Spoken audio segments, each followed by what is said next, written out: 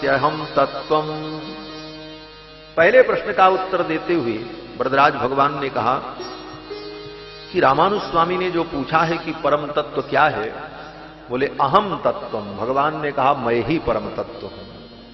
और वास्तव में परब्रह्म परमात्मा परम तत्व तो भगवान है, बाकी जितने हैं बोले सब देवता हैं। देवता और परमात्मा में अंतर है।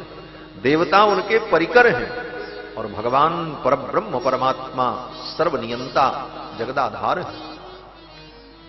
भगवान ही परम तत्व है। इसीलिए गीता में भी भगवान ने स्पष्ट कह दिया कि मत्तः परतरम नान्यत् किंचिदस्ति धनंजय। अर्जुन को उपदेश करते हुए भगवान ने गीता में कहा कि मुझसे परे कोई तत्व नहीं है, मैं ही परम तत्व हूं। मत्तः परतरम नान्यत्। अब रही बात, अलग अलग देवताओं को भजने वाले लोग अपने अपने इष्ट को परम तत्व कहते हैं, ठीक है, उनकी भावना है और उस रूप में वो अनुभव करें, भजन करें। लेकिन अगर सब शास्त्रों का आलोडन किया जाए तो परम तत्व के रूप में भगवान ही सिद्ध हो। दो चार उदाहरण देकर के मैं बात आगे बढ़ाऊं। एक उदाहरण तो यही समझ लो कि भगवान परम तत्व इसलिए भी हैं कि वेद भगवान का ही परम तत्व के रूप में प्रतिपादन करता है। वेद से बड़ा कोई प्रमाण नहीं। कहां पर? बोले वेदों में पुरुष सूक्त में परम तत्व का वर्णन किया गया, जिस पुरुष सूक्त का हर ब्राह्मण प्रतिदिन पाठ करता है। सहस्र शीर्षा पुरुष सहस्राक्ष सहस्रपाद। उस पुरुष सूक्त में सबसे अंत में आकर के यही कहा वेदों ने कि श्रीश्चते लक्ष्मीश्च पत्न्यावहो रात्रे पार्श्वे नक्षत्राणि रूपमस्ति नौ। श्री और लक्ष्मी जिनकी पत्नी है, श्री देवी भूदेवी जिनकी पत्नी है, ऐसे भगवान नारायण ही परम तत्व है। ये तो वेद की बात है। उसके बाद वेद में जितने मंत्र हैं, उन मंत्रों का उच्चारण जब किया जाता है तो भले वो किसी देवता का मंत्र क्यों न हो, लेकिन उस मंत्र के प्रारंभ में भगवान का ही नाम लिया जाता है। आप गणेश जी का मंत्र पढ़ो, गणानां त्वा गणपति गुं हवा महे, लेकिन मंत्र तो गणेश जी का पढ़ा जाएगा, लेकिन सबसे पहले नाम भगवान का लिया जाएगा। हरि ही ओम गणानां त्वा गणपति गुं हवा महे। हरि ही ओम, पहले हरि का नाम।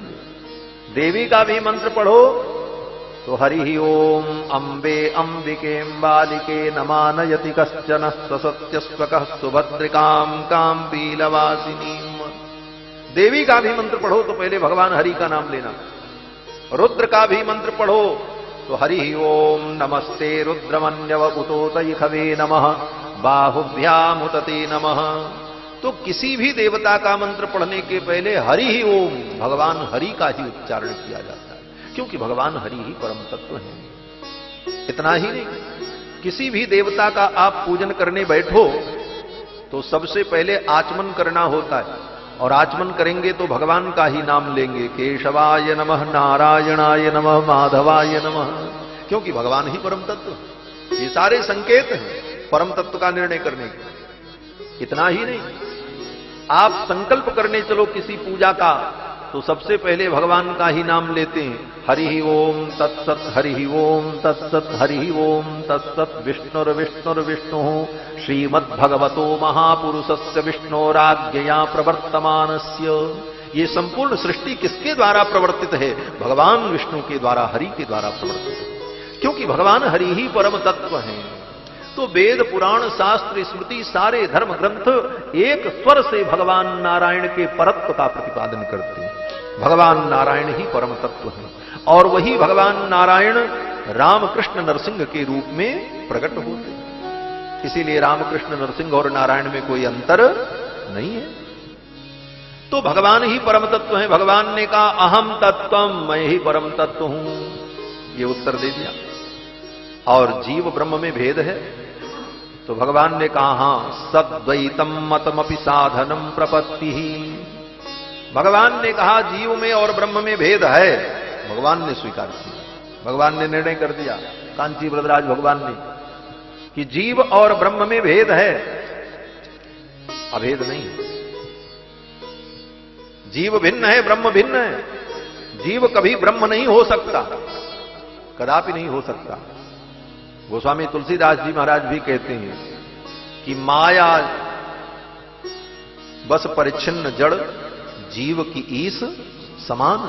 जीव कभी ईश के समान नहीं हो सकता, जीव कभी ईश हो ही नहीं सकता। और वेदांत में भी वर्णन तो किया गया कि जब जीव मुक्त होता है तो मुक्त होने के बाद वो भगवान के समान तो हो जाता है।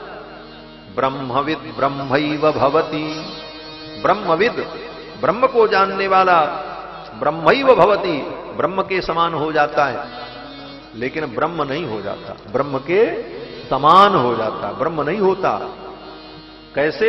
बोले जैसे भगवान चतुर्भुज हैं, शंख चक्र गदा पद्म धारण करते हैं, पीतांबर पहनते हैं, वैसे वो जीव भी मुक्त होकर के उसी रूप में हो जाता है, लेकिन वो भगवान नहीं हो जाता, अंतर बना रहता है। वैकुंठ में जितने जीव पार्षद हैं जो मुक्त हैं, नित्य मुक्त, वो सब चतुर्भुज ही रहते हैं और सब भगवान जैसे ही दिखते हैं। हाँ, सबकी नाक आंख कान स्वरूप सब भगवान जैसा। जो मुक्त होकर वैकुंठ गया सब भगवत स्वरूप हो जाते हैं। बोले महाराज तब तो बड़ी समस्या होती होगी। बोले क्या समस्या? बोले असली भगवान कौन है कैसे जाने? बोले उसका भी वो होता है चिन्ह। क्या चिन्ह है? बोले भगवान के समान जीव मुक्त होकर के हो तो जाते हैं, लेकिन कुछ अंतर रहता। बोले क्या अंतर?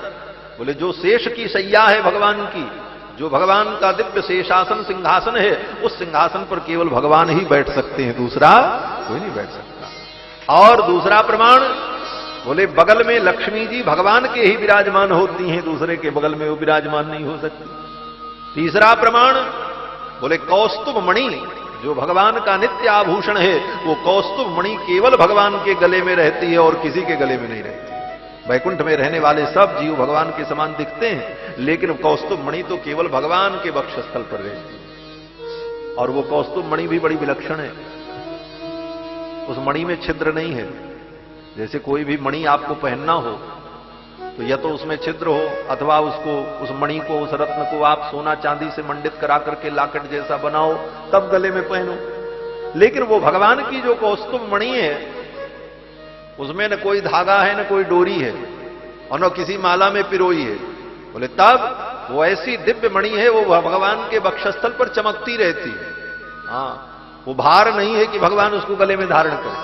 भगवान पीतांबर पहनते हैं तो पीतांबर के ऊपर आ जाती है, भगवान पीतांबर हटाते हैं तो वो नीचे चली जाती है। वो सदा भगवान के वक्षस्थल पर देदीप्यमान होती रहती है। ऐसी विलक्षण मणि जो है वो कौस्तुभ मणि, उसका कोई भार नहीं है। और इतना भार उसका है कि उसको कोई उठा भी नहीं सकता, क्योंकि समुद्र मंथन से प्रकट हुई वो मणि। भागवत में कथा है कि जब कौस्तुभ मणि प्रकट हुई तो सब देवता उसको उठाने गए, कोई नहीं उठा पाया, सब थक गए महाराज, थक करके चूर हो गए, कोई उस मणि को उठा नहीं पाए। जब उठा नहीं पाए तो फिर उसको धारण कौन करे? तो भगवान आए तो मणि अपने आप उठ करके भगवान के वक्षस्थल पर विराजमान हो गई। स्वयं वो मणि भगवान के वक्षस्थल पर विराजमान हो गई। और यथार्थ में वो मणि क्या है?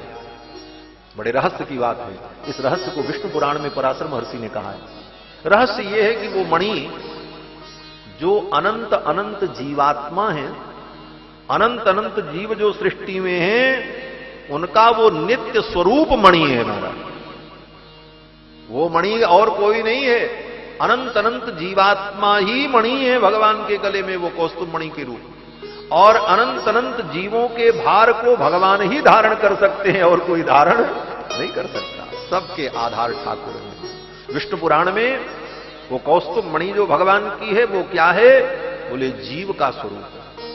सारे जीवात्मा भगवान के भक्त भगवान के हृदय में मणि के रूप में विराजमान है। तो वो कौस्तुभ मणि और किसी के हृदय में नहीं होती। और चौथा चिन्ह, बोले भृगु जी का चरण चिन्ह। भृगु जी ने जो भगवान को चरण प्रहार किया, वो चरण का चिन्ह भगवान के वक्षस्थल पर बन गया।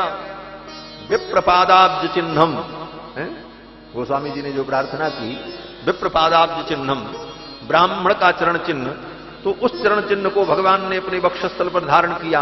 वो भृगुलता, भृगुपाद केवल भगवान के वक्षस्थल पर होता है और किसी के वक्षस्थल पर। और क्या पहचान है? बोले भगवान के वक्षस्थल पर दाहिने तरफ, दाहिने वक्षस्थल पर एक रेखा होती है सुनहले रंग की। कैसी रेखा? बोले चमकती हुई स्वर्ण के समान। हिंदी में 7 जैसे लिखा जाता है, अंग्रेजी का 6 समझो, हिंदी का 7 समझो, तो वो हिंदी में जो 7 लिखा जाता उसी प्रकार से ऐसी घूमी हुई एक रेखा बनी रहती है दाहिने वक्षस्थल पर, और वो स्वर्ण के समान चमकती। वो क्या है? बोले उसको श्रीवत्स चिन्ह कहते हैं। वो श्रीवत्स चिन्ह है। भगवती महालक्ष्मी उस चिन्ह के रूप में भगवान के हृदय में बैठी रहती है। तद वक्षस्थल नित्यवास रसिकाम तच्छांति संवर्धिनी पद्मालंकृत पाणि पल्लव युगाम पद्मासनस्थाम श्रियम वात्सल्यादि गुणोज्ज्वलाम भगवतीम वंदे जगन्मातरम। जगत माता जगत जननी लक्ष्मी एक रूप से भगवान के वक्षस्थल में विराजमान है। तो ये सारे चिन्ह भगवान में दिव्य रूप से विद्यमान रहते हैं। इसीलिए वैकुंठ के जो पार्षद होते हैं उनमें और भगवान में यही अंतर होता है। तो भगवान और जीव दोनों में भेद है। सद्वैतम मतमपि, भगवान कहते हैं जीव कभी ब्रह्म नहीं होता। और वेदांत ब्रह्म सूत्र में भी वेद व्यास जी ने अंत में लिखा कि मुक्त होने के बाद जीव भगवान के समान तो हो जाते हैं, अनावृत्ति शब्दात अनावृत्ति शब्दात, फिर उन्हें संसार में कभी आना नहीं पड़ता। लेकिन भगवान के समान होने पर भी भगवान का जो काम है वो काम जीव नहीं करते। बोले क्या काम? बोले जगत व्यापार वर्जम। वेद व्यास जी सूत्र लिख रहे हैं, जगत व्यापार वर्जम। ये जगत का जो व्यापार है, व्यापार माने कार्य, भगवान जो अनंत अनंत सृष्टि बनाते हैं उसका पालन करते हैं, फिर उसका संहार करते हैं, ये काम वो जीव नहीं कर सकता। मुक्त होकर के वैकुंठ जाएगा, भगवान के समान ही रहेगा, भगवान के समान दिखेगा, लेकिन ये काम वो नहीं कर सकता। ये सोचे कि हम भगवान के समान हो गए, अब हम भी सृष्टि करें, पालन करें, संहार करें, बोले ये कार्य उसका नहीं होता, ये कार्य तो भगवान का ही होता। तो इन सारे कारणों से जीव और ब्रह्म में भेद है।